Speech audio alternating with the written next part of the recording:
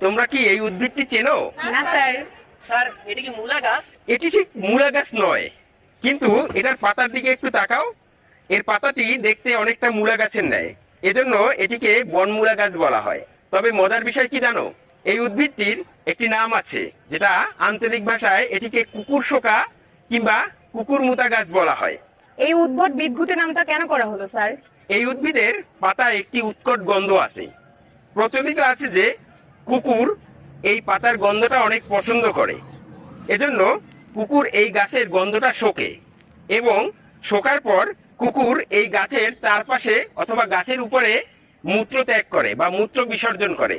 সেই থেকেই এই উদ্ভিদটির নাম হয়েছে কুকুর শোকা বা কুকুর মুতা গাছ। স্যার এটির কি কোনো ঔষধি গুণাগুণ রয়েছে? হ্যাঁ, যেহেতু এটি ঔষধি উদ্ভিদ, অবশ্যই ঔষধি গুণাগুণ আছে। এই উদ্ভিদটি মূলত জ্বরনাশক কিংবা কৃমিনাশক